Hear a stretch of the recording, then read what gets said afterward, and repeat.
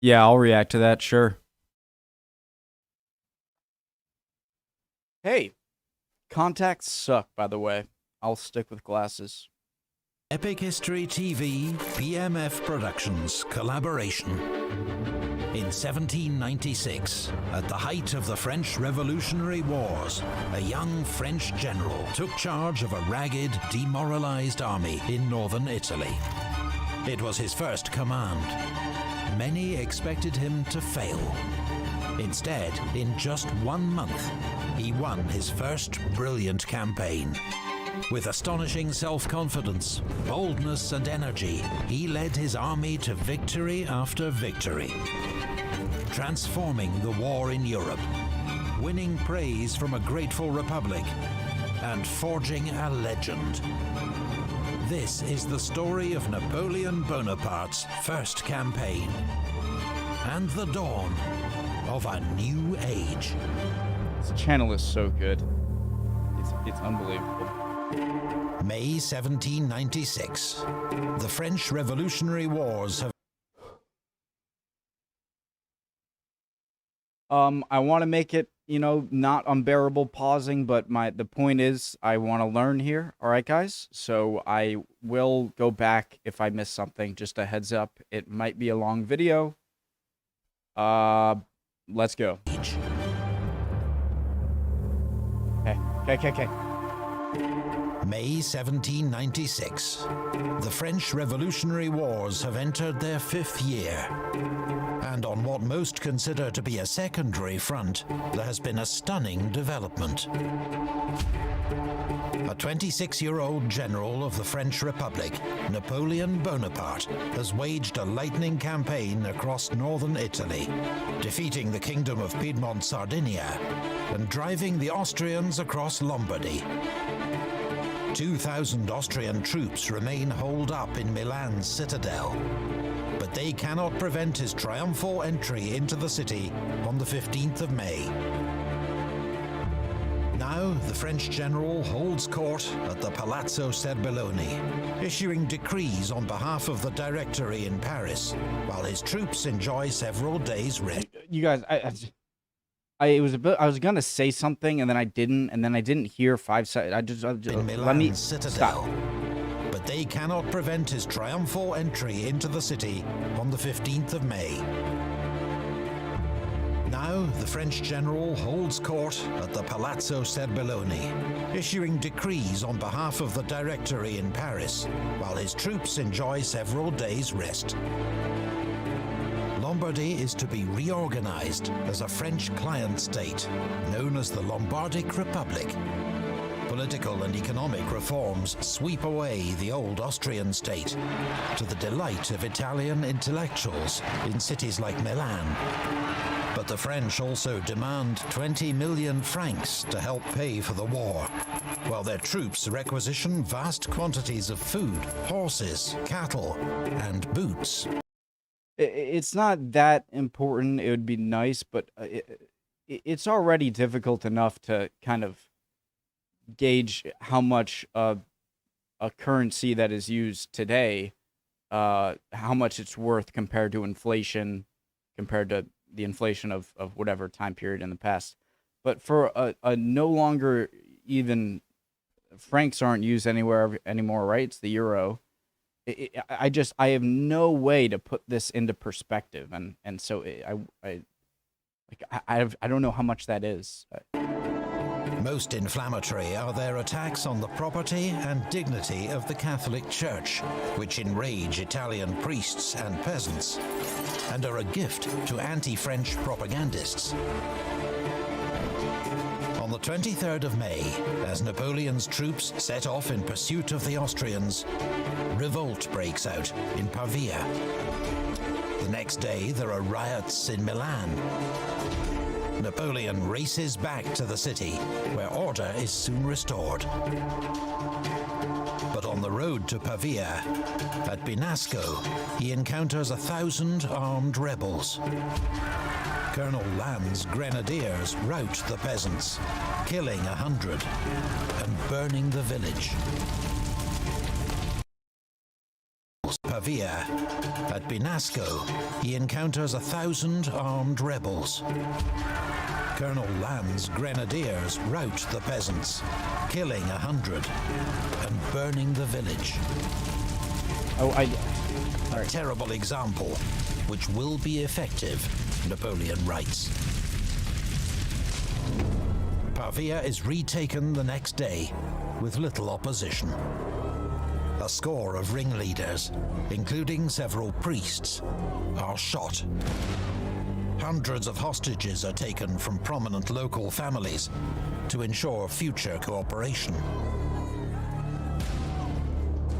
Napoleon resumes his advance east.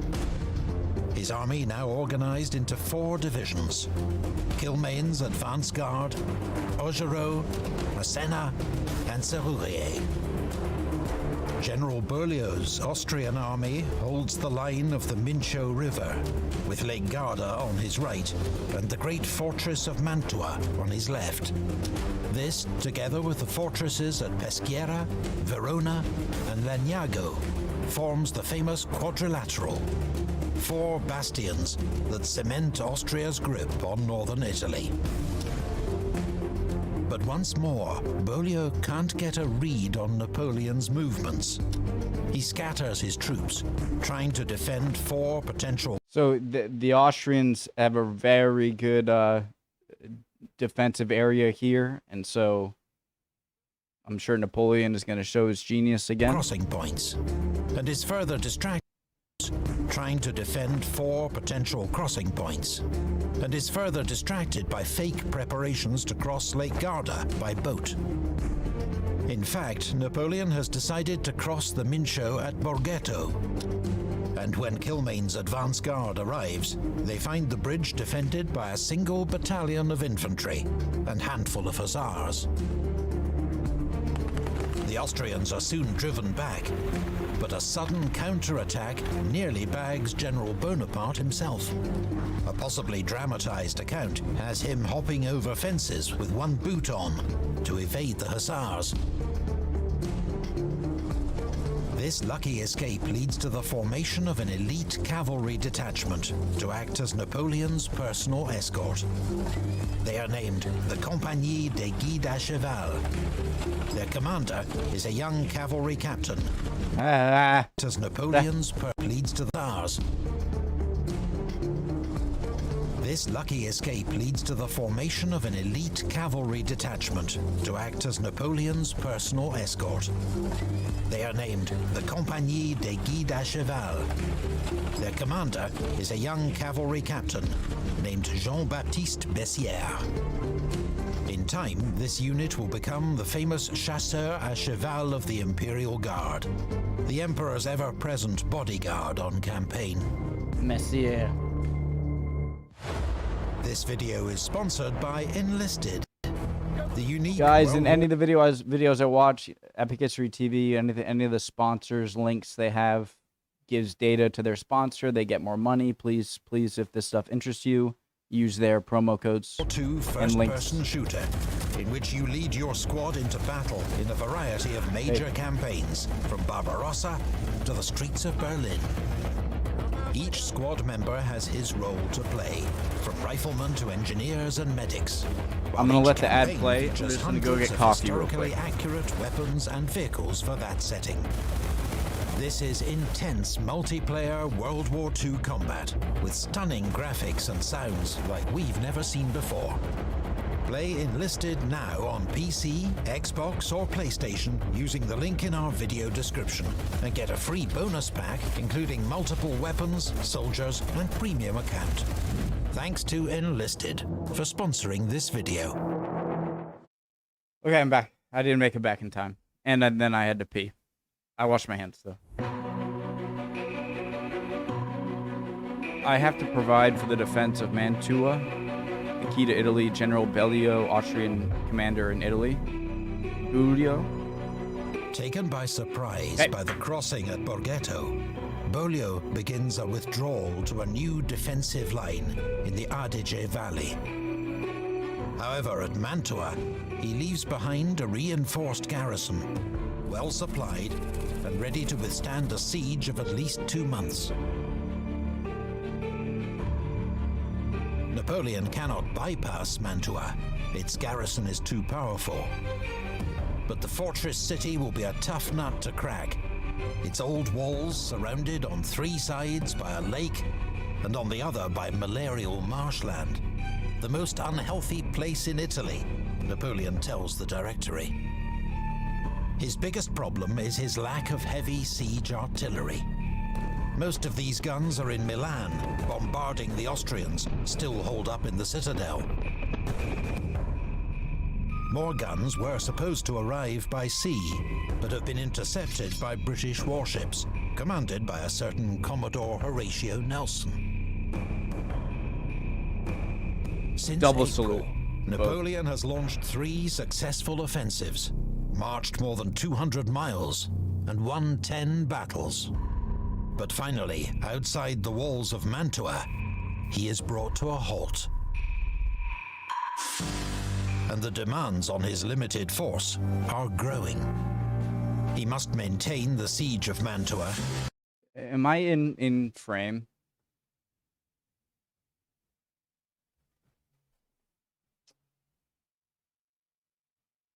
I really am sorry if my face was ever hidden. Okay. Even though its guns outnumber his own. That's good. Okay. Sorry. And the demands on his limited force are growing. He must maintain the siege of Mantua, even though its guns outnumber his own and no direct assault can be made. He must protect his lines of communication back to France and guard against further revolt in Lombardy. And he must be ready to face the Austrians, who are receiving reinforcements from Germany and will soon counterattack.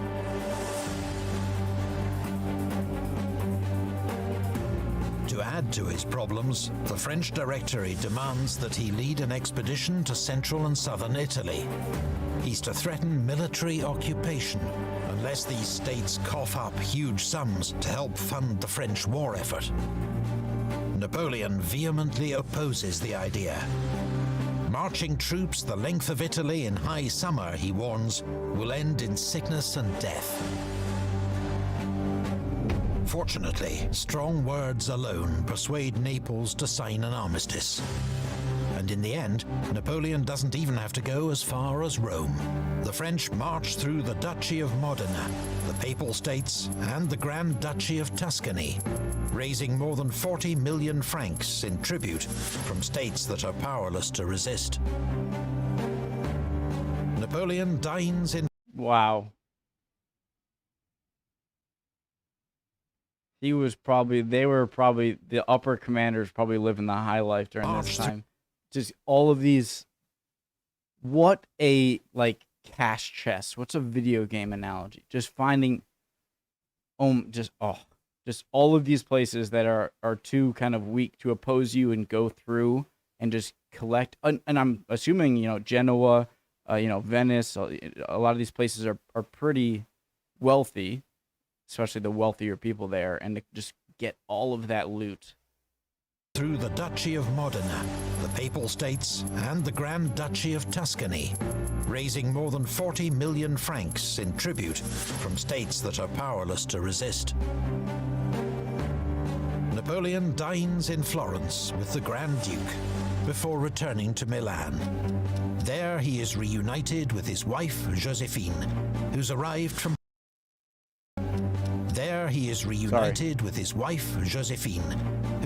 from Paris, discreetly accompanied by her new lover. Champion. Napoleon does not linger in Milan. Its citadel has finally fallen, freeing up his siege guns. Sorry if you heard that burp. His troops have seized another 150 guns from the forts of central Italy.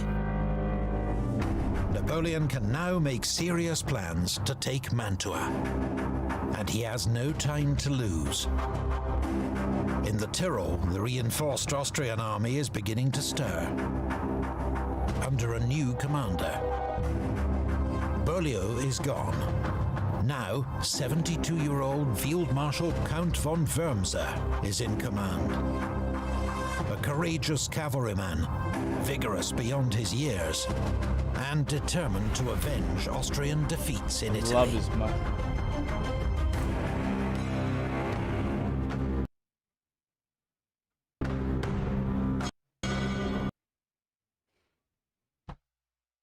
I was going to see, the storm is beginning to gather. Napoleon Bonaparte, 2nd of July, 1796. Almost the 20th anniversary, 4th of July. Since crossing the Mincio, Napoleon has reorganized and redeployed his forces. General Massena's division is near Rivoli, watching the road to the Tyrol. 2 of his brigades, under General Sorre, are at Salo, watching the western side of Lake Garda. General Despinois' division is in support at Peschiera. General Augereau's division is around Legnago, watching the eastern approaches, while Kilmain's cavalry mounts patrols. General Serrurier's division carries out the siege of Mantua itself. All the marshals. But Napoleon's hopes for a rapid conclusion to the siege are in vain. The Austrian garrison conducts a skillful and active defense, raiding French entrenchments and seizing supplies. Murat, recently promoted to brigadier general, plans to lead a group of... All of the marshals coming up. I want to watch Murat, that video again. recently promoted to brigadier general, plans to lead a group of men in Austrian uniform across the lake at night to take the guards by surprise. But the operation's abandoned when the water level suddenly drops. The French step up their bombardment of the city, firing more than 1,000 cannonballs and mortar shells in one 6-hour period. Mantua is being battered to pieces, but its walls are not yet breached. Question, guys, question. If it isn't it sort of like illegal or like against war rules or Navy rules to have a flag of another nation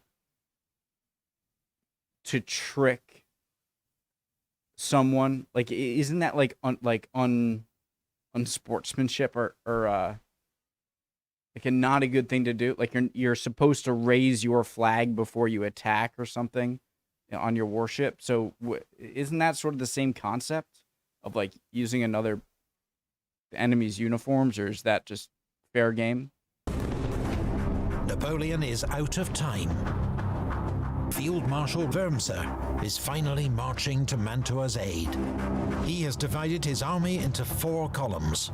2 central columns are advancing down the Adige Valley directly towards Mantua. Another column to the east is making a wide flanking march, while a 4th column, under General Kostanovic, advances down the western shore of Lake Garda, planning to seize Brescia and cut Napoleon's line of retreat. Massena comes under heavy attack and, severely outnumbered, abandons Rivoli and begins a fighting retreat. As soon as the news reaches Napoleon, he races to Castelnuovo, ordering Augereau, Despinois, and Kilmain to join him as fast as possible. But suddenly, it is Kostanovic's column that's emerging as the greatest threat. General Saue's troops at Salo are heavily outnumbered. They put up a stiff resistance, but are forced to withdraw. The next day, Austrian troops surprise the French at Brescia. They take the town, as well as an army hospital containing 2,000 French sick and wounded. Even Napoleon's wife, Josephine, en route to Brescia, is nearly captured in the chaos. Wurmser has wrong-footed Napoleon. Already outnumbered, he's lost 5,000 casualties. His left flank is in tatters, and there's a real possibility he may be encircled. It's the greatest crisis he has faced as an army commander, and will force him to make an agonizing decision.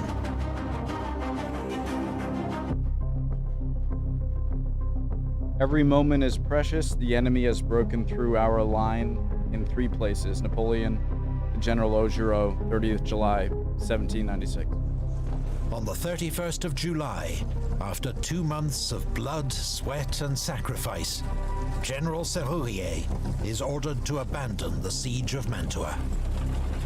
He is to send 2 of his brigades to reinforce Massena and Augereau, and withdraw with the rest of his troops to guard the army's line of retreat. 179 guns, plus ammunition and supplies which cannot be moved, are to be buried or tipped into the marshes. Napoleon needs every man he can get, because in the midst of the crisis, he has spotted an opportunity. Kostanovich's advance has caught him off guard, but Lake Garda separates him from the rest of the Austrian army. Napoleon will concentrate his forces against Kostanovich, beat him in battle, then pivot again to take on Wurmser. The French divisions are soon on the move. Kostanovich's troops reach Lonato, but here they encounter Massena's vanguard. The Austrians come under heavy attack, and with French reinforcements arriving, they have to pull back. The next day, the French retake Brescia, along with most of their supplies, sick and wounded. Then Napoleon catches a lucky break. Wurmser has been on Massena's heels, harrying his rear guard as far as Peschiera. But now he receives reports there are French forces massing between him and Mantua. Mantua is his priority, so he swings south, away from Kostanovich, towards a city Napoleon has already abandoned. By the time Wurmser realizes his error, it's too late. He has gifted Napoleon 24 crucial hours. A blunder, for which he will pay dearly. Nothing is lost while courage remains. Napoleon to General Massena, 29 July, 96. The 3rd of August sees confused fighting west of Lake Garda. One French brigade slips through the wooded ravines unnoticed, straight into Salò, causing havoc behind the Austrian lines. But the Austrians repel 3 attacks on Gavardo, and all seems to be going well until their own advance meets Massena's division at Lonato. Massena's counterattack is led by the 32nd Demi Brigade, which is becoming known as one of the Army of Italy's most feared units. Bayonets only, Napoleon calls out, and you, 32nd, maintain your glorious reputation. The lead Austrian brigade is routed. Colonel Junot, though wounded 6 times, accepts their commander's surrender. Kostanovich's force has been mauled. Jeez. Fearing for the rest of his command, and with no word from Wurmser, Kostanovich's force has been mauled. Fearing for the rest of his command, and with no word from Wurmser, he decides he must march back around Lake Garda to rejoin the army. The same day, 15 miles to the south, General Augereau's division fights an aggressive rearguard action near Castiglione, keeping Wurmser at bay while Napoleon deals with Kostanovich. Augereau begins with a bold attack on General Liptay's vanguard, driving it back to high ground near Solferino. But here, Liptay receives steady reinforcements as the rest of the Austrian army begins to arrive. Augereau keeps up the pressure, preventing an Austrian advance. And though there's a late scare when enemy cavalry sweep around his left flank, they are unsupported and soon pull back. For Augereau and his men, it is a long day of heroic action against a superior force, one which Napoleon will never forget. 12 years later, as emperor, he will make Augereau Duke of Castiglione, and always remind his critics, he saved us that day. Nevertheless, by nightfall, Augereau's division is at breaking point. Our soldiers are exhausted from fatigue and hunger. If you don't send me reinforcements, I won't be able to hold out. Next morning, French troops renew the attack on Kostanovic and quickly discover he's beating a hasty retreat. A major disaster is narrowly avoided when 3 lost Austrian battalions stumble into Napoleon's headquarters at Lonato. They call on the general to surrender. Napoleon responds by loudly ordering his grenadiers and artillery into position, then demands that the Austrians surrender to him or be put to the sword. It's a bold bluff. Few of his troops are anywhere near. But the Austrians meekly lay down their arms. As Napoleon swings his army round to take on Wurmser, the Austrian must decide whether to stand his ground or fall back to a stronger line behind the Mincio River. He chooses to stay put. By engaging Napoleon, he hopes to buy time for Kostanovic to regroup and resume his advance, and for Mantua to be resupplied. His reasoning is sound, but his intelligence is stay put. By engaging Napoleon, he hopes to buy time for Kostanovic to regroup and resume his advance. And Oh, I thought he had sent a messenger. I'm like, how would a messenger get through all these to get to him? Never mind. for Mantua to be resupplied. His reasoning is sound, but his intelligence is out of date, and he's underestimated the speed at which Napoleon's forces will move. For 8 days we have been in the saddle. We do not want to allow the enemy rest unless we have destroyed them. General Berthier to the Directory, 5th August 1796. At dawn on the 5th of August, the Austrian army is 4 miles east of Castiglione, formed up in 2 lines. Its northern flank anchored on the village of Solferino, its southern flank on a well-fortified redoubt at Monte Medolano. Napoleon faces him with Massena's division in the north, Augereau's division in the center, and Kilmain's cavalry in the south. He's also formed an elite unit of grenadiers and cavalry to be held back for the decisive moment. Napoleon doesn't seem to have much of an advantage, but he has 10,000 more troops converging rapidly on the battlefield. 5,000 under General Despinois, marching from Brescia. 5,000 more under General Fiorella, coming from the south. To buy time for these reinforcements to arrive, and to lure Wurmser out of position, Napoleon orders Massena and Augereau to attack. There is a short exchange of fire. Then the French begin a feigned retreat. The Austrians take the bait, some units advancing off the high ground, while Wurmser extends his right wing, looking to outflank Massena's division. Around 9 a.m., the sound of gunfire from the south alerts both sides to Fiorella's arrival behind the Austrian left flank. Napoleon immediately orders Augereau and Massena to Because they were chasing after them? sides around 9 a.m. The sound of gunfire from the south alerts both sides to Fiorella's arrival.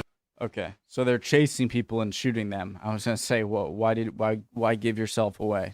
Behind the Austrian Never left flank. Napoleon immediately orders Augereau and Massena to attack again, in earnest. Despinois' troops arrive to join the assault. But Napoleon has sprung his trap too early. Wurmser is not yet fully committed and reacts swiftly. He organizes a new line to fend off Fiorella and hurriedly recalls his right wing.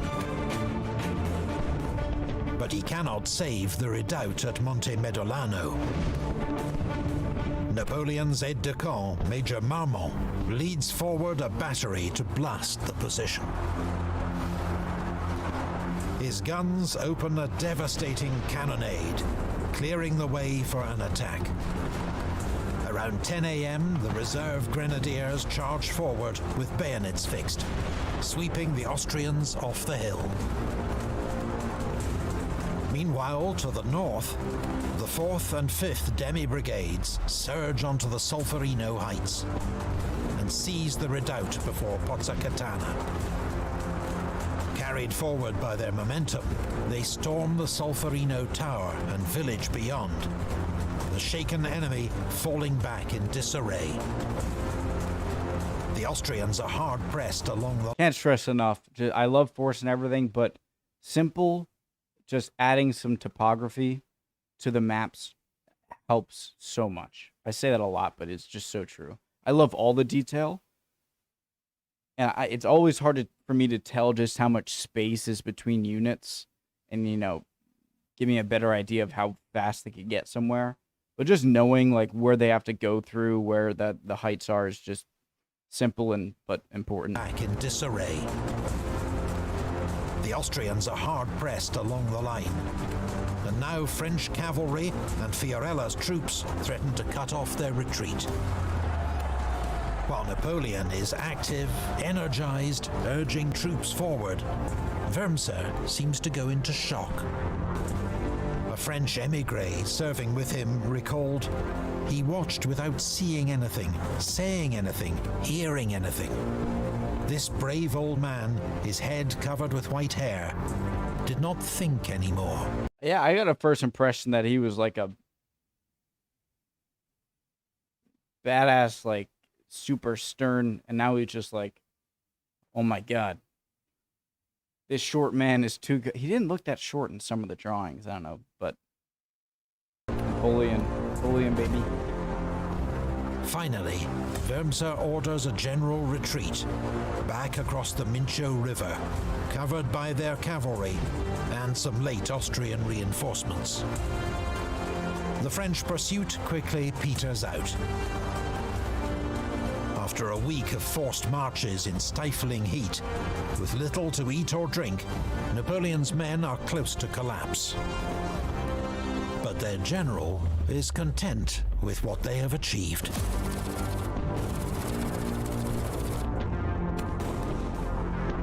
3-1. The Austrian army has disappeared like a dream, and the Italy that it threatened is now quiet. Napoleon to the Directory. Who's the Directory? 8th of August, 1796. Wurmser's army finds temporary refuge behind the Mincio River. But Napoleon immediately resumes the attack. Massena is sent north to relieve the French garrison at Peschiera and threaten Wurmser's line of retreat. The Austrian general has had enough. After ensuring the garrison of Mantua is fully resupplied and reinforced, he begins his withdrawal to the Tyrol to regroup and rethink. The French nip at his heels all the way.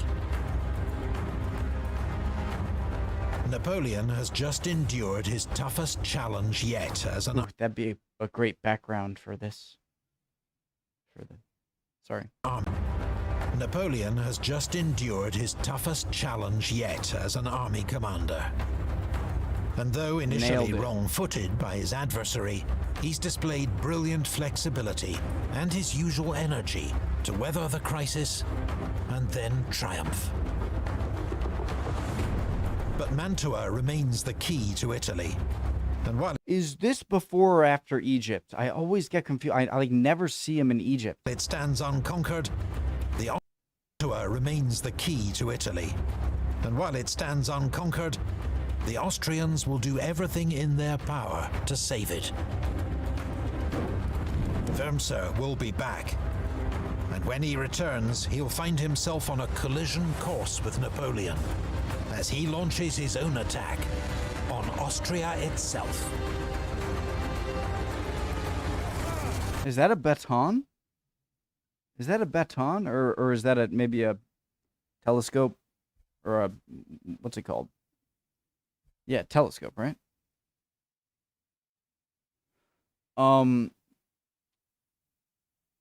Clearly amazing. I've learned about a few, people like Caesar. Augustus didn't really.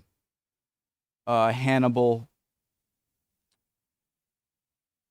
Napoleon is just genius. Every video I watch of him, I am exceedingly more impressed, and I'm gonna keep watching. I love Epic History TV. It's like watching a movie.